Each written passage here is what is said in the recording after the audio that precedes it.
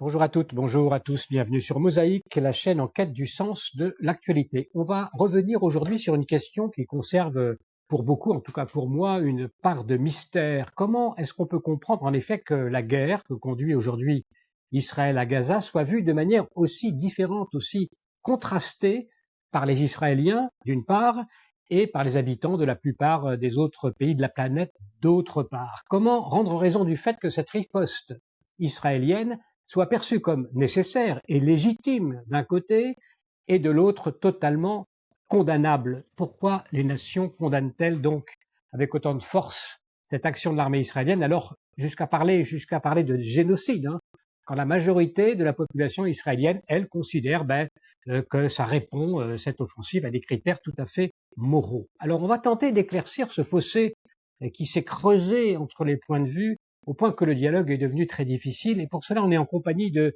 Philippe Sola, qui est proviseur dans un établissement scolaire du sud-ouest de la France et qui est aussi écrivain. Bonjour Philippe Sola. Bonjour Antoine Mercier. Alors, si on a souhaité vous entendre sur notre actualité, c'est parce que vous venez de publier un livre de réflexion sur l'antisémitisme qui pourrait peut-être apporter, on va le voir, hein, un certain nombre de clés sur ces questions essentielles que je viens de poser, qui sont d'actualité. Votre livre s'intitule Le Juif et le Nazi, et il a pour sous-titre Métaphysique de l'antisémitisme. C'est un livre que vous avez écrit à votre retour d'un voyage d'études à Auschwitz-Birkenau, c'était l'an dernier. Avant d'aborder donc le fond de la question, peut-être pouvez-vous nous dire dans quelles conditions vous avez effectué cette visite à Auschwitz. Oui, en quelques mots, l'Académie de Toulouse, mon ministère, a proposé à des professionnels de découvrir le site d'Auschwitz-Birkenau après un passage par Paris et le mémorial de la Shoah. C'était à destination essentiellement des professeurs d'histoire et géographie, mais c'était ouvert à tout le monde et donc les chefs d'établissement également. J'hésitais. Je venais de faire la connaissance de quelqu'un qui allait devenir important dans ma vie, qui s'appelle Jonathan Levy, puisque il venait de réaliser un film qui s'appelle Muséum, un film qui parle d'Auschwitz. En fait, c'est très simple, c'est un film qui filme les visiteurs d'Auschwitz, sans filmer prioritairement les lieux. Nous sommes devenus amis et il m'a dit, je crois que c'est important que tu ailles visiter, que Alors, tu ailles participer à ce voyage. vous commencez par ces mots. En rentrant d'Auschwitz-Birkenau, je suis devenu radioactif. La lumière noire du camp irradie ceux qui s'en sont approchés, mais aussi ceux qui continuent de s'en approcher. Qu'est-ce que vous avez découvert donc là-bas, Philippe Sola? C'est mon ami Gérard Radal qui a écrit un livre, Lumière des astres éteints, au sujet de la psychanalyse face au camp. Euh, Ce que j'ai découvert là-bas, en deux mots, ça tient à l'invisibilité et à l'immensité. Et c'est cet aspect, c'est ce double aspect du vide et de l'immensité du camp de Birkenau qui m'a fortement impressionné et qui a soulevé en moi de grandes questions quand je suis revenu du Canada, un lieu qui s'appelle le Canada à Birkenau, un lieu où on entreposait des affaires des déportés, et j'ai fait face à ce camp qui est vide. Eh bien, ça a été le déclic et l'envie d'écrire. Euh, je précise quand même que c'est le moment où j'ai eu cette intuition que peut-être que les nazis avaient le projet, et que tout antisémite peut-être a le projet, de faire le vide des juifs, comme un peu Dieu se présente dans ce que l'on nomme le judaïsme sous la forme du vide et de l'invisibilité. Vous connaissez l'interdit du veau d'or et de l'idolâtrie dans la religion juive. Alors on va en reparler un peu plus précisément. C'est Shmuel Trigano qu'on a très récemment interviewé sur Mosaïque qui a rédigé la préface de votre livre. La préface dans laquelle il rappelle qu'en général, hein, dans la très abondante littérature qui traite de l'antisémitisme, ce sont généralement des causes sociales, politiques, psychologiques, historiques ou même religieuses, hein, qui sont mises en avant pour rendre compte de cette haine anti-juive en évoquant la métaphysique, c'est ce qu'écrit Shmuel Trigano, en évoquant la métaphysique, Philippe Sola gravit un pas dans l'explication. Qu'est-ce donc que cette cause métaphysique que vous mettez à jour pour tenter d'éclairer dans les profondeurs les causes de l'antisémitisme? La tentation quand on est juif avec l'antisémitisme, c'est de mettre le juif au centre. Et c'est de se demander ce qu'on a pu bien faire pour mériter ça. Purim, la fête de Purim, c'est aussi cette question, mais c'est dès lors déresponsabiliser l'agresseur, l'antisémite, et responsabiliser le juif. Or le juif, je pense qu'il n'est pas responsable de l'antisémitisme. L'antisémitisme, il a surtout à voir avec la société dans laquelle il apparaît. Mais ériger un mur étanche entre, d'une part, le juif et l'antisémite, considérer que l'antisémitisme est une forme de haine quelconque, une parmi d'autres, c'est aussi une erreur d'analyse selon moi.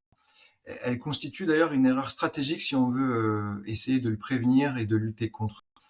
Donc on se situe entre deux pôles, considérer que le juif est responsable de l'antisémitisme, certains le pensent d'ailleurs, les antisémites bien sûr, mais aussi une partie du monde religieux qui estime que, pour faire court, l'antisémitisme est la punition de Dieu à l'égard des juifs qui se sont éloignés de la Torah.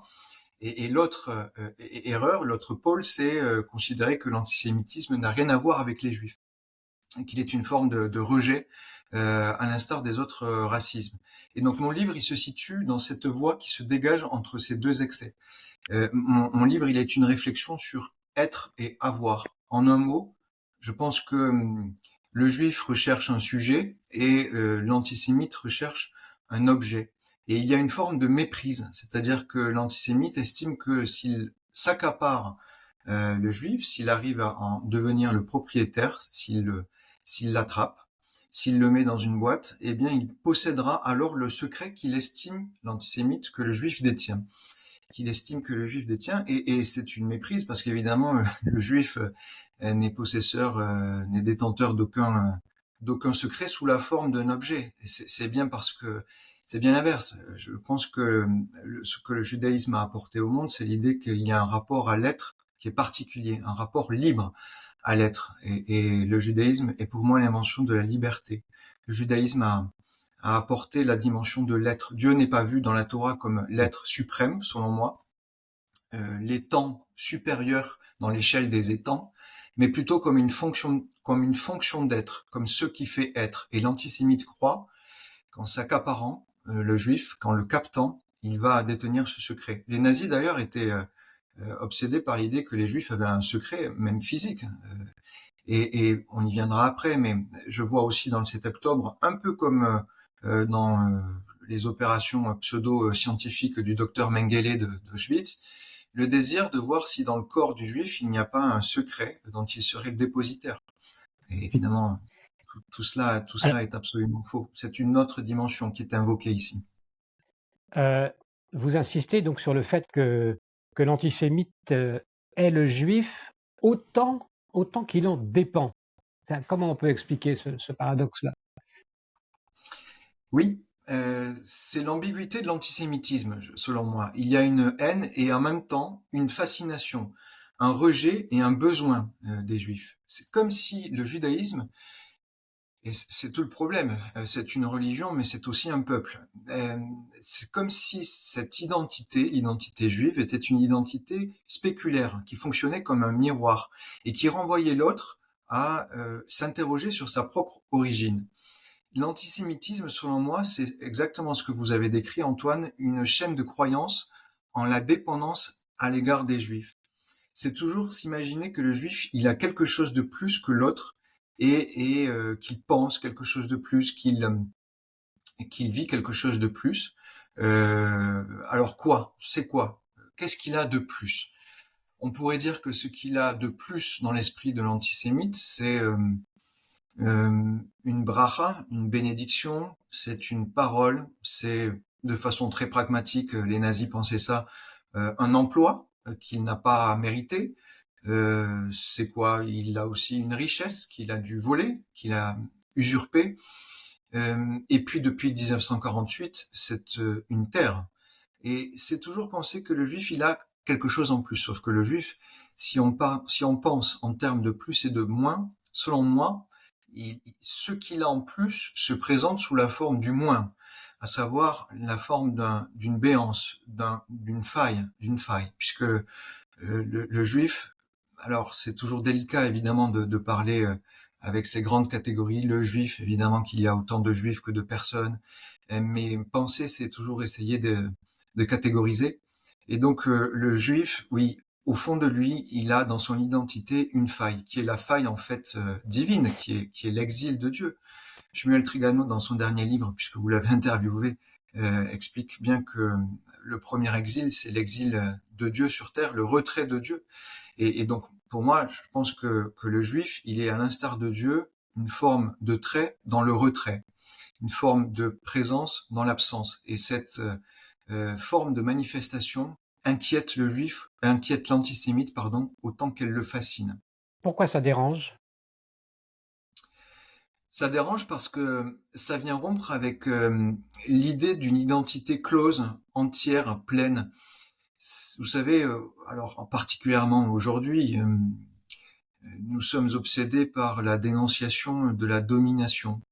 On se prend de pleine face les philosophes des années 60-70, Derrida, Deleuze, Foucault, Bourdieu, passés par les campus américains, on se les reprend en pleine face. Et alors, leur grand concept, c'est l'idée de déconstruire, de tout déconstruire et de mettre à jour les structures de domination. Et l'identité, donc, était perçue depuis longtemps comme quelque chose de clos sur quoi on peut venir fonder des repères. Sauf que le juif, en arrivant au monde, ou en tout cas la Torah a fait venir, a décrit des êtres qui arrivent au monde et qui sont vulnérables, faillibles, et c'est l'exposition de cette vulnérabilité qui fonde l'identité juive, et dans le même temps, c'est quelque chose qui vient remettre en question la conception de l'identité pour les nations, comme si le juif rappelait qu'on ne peut jamais être complet. Les nazis étaient toujours déçus, d'ailleurs, il y a une forme de déception et de contrariété. Alors, dans l'horreur absolue, hein, dans le nazisme, mais dans tout antisémitisme, il y a une part d'horreur, mais il y a aussi une part de déception, parce que l'identité ne peut pas être fondée sur le mode de l'objet. Je reviens au veau d'or. En allant à Auschwitz, Philippe Sola, vous êtes entré, on peut dire, si on peut dire, hein, dans le cœur du réacteur de l'antisémitisme. Est-ce que, vous en parliez à l'instant d'ailleurs, est-ce que ça peut aussi permettre de mieux cerner ce qui s'est passé, ce qui était en jeu le 7 octobre en Israël? Il y a des liens évidents. Le 7 octobre est pour moi une rémanence de la Shoah, là où elle ne devait pas se produire. Il y a une dimension supplémentaire dans le 7 octobre.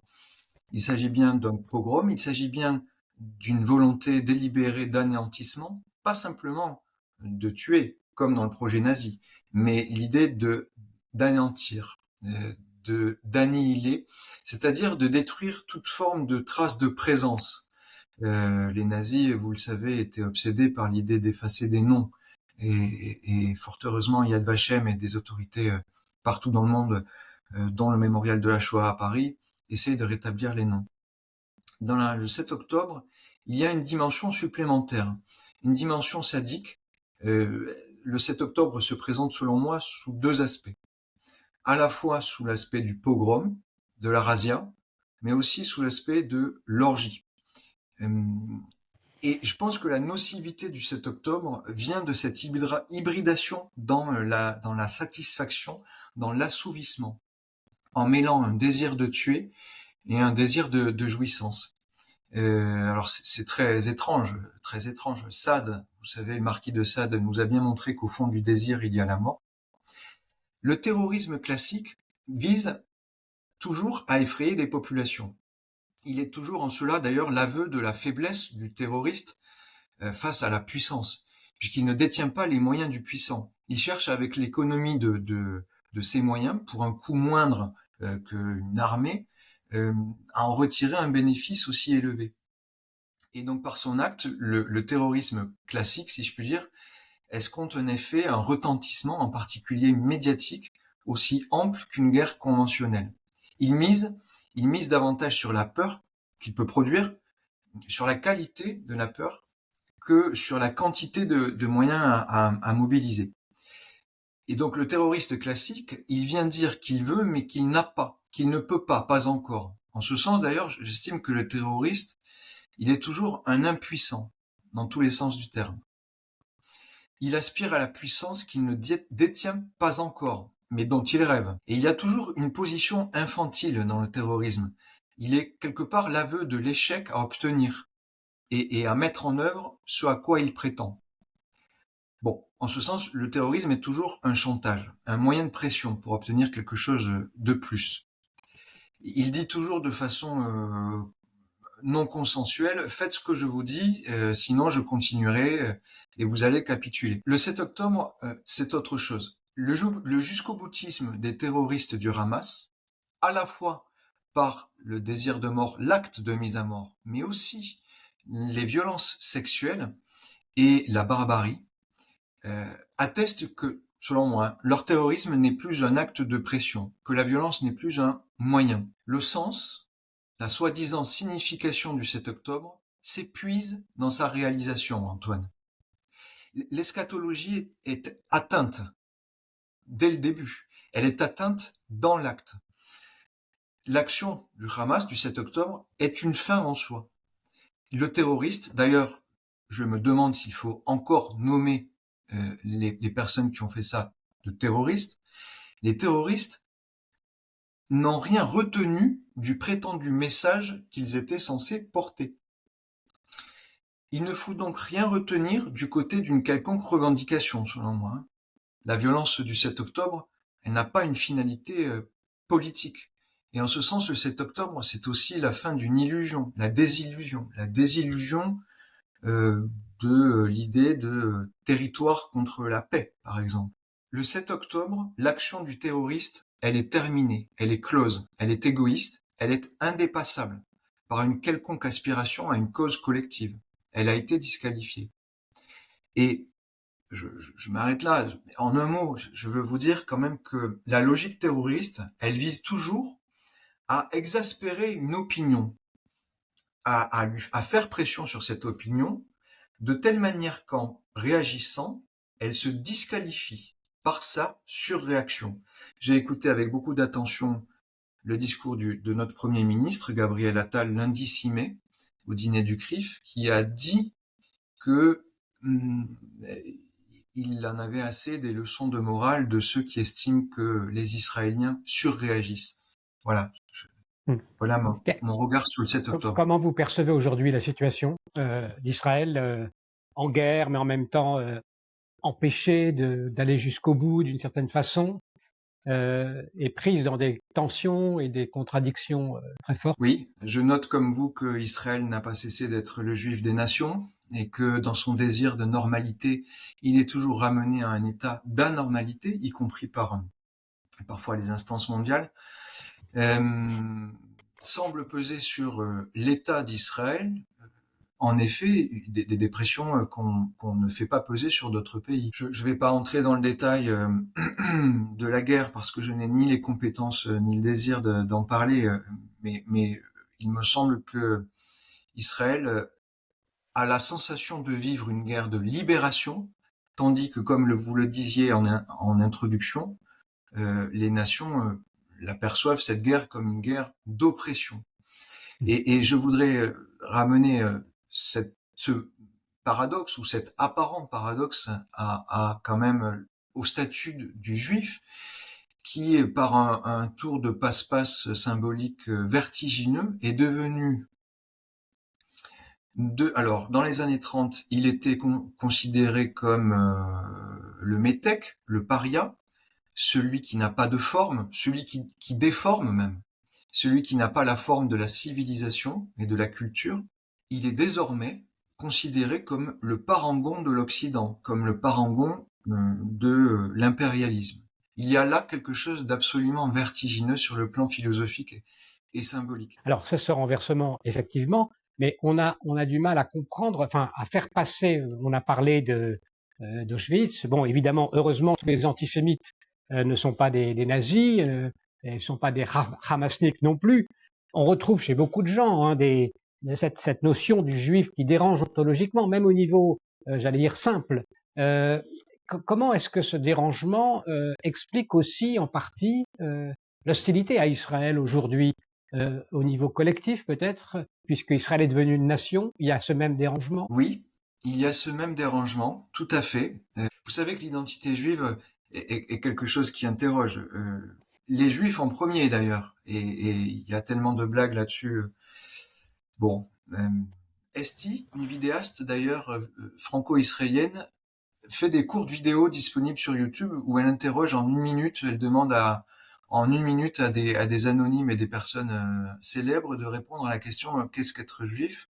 Elle a réalisé 613 vidéos et visiblement elle continue parce qu'elle n'a pas trouvé. Si. Pourtant 613, c'était un bon chiffre, c'était le nombre des Oui, mitzvot dans la Torah. Oui. Bon, oui, continue, excusez-moi, oui. parenthèse. Et Israël, la société israélienne est une société extrêmement vivante, avec beaucoup de contradictions.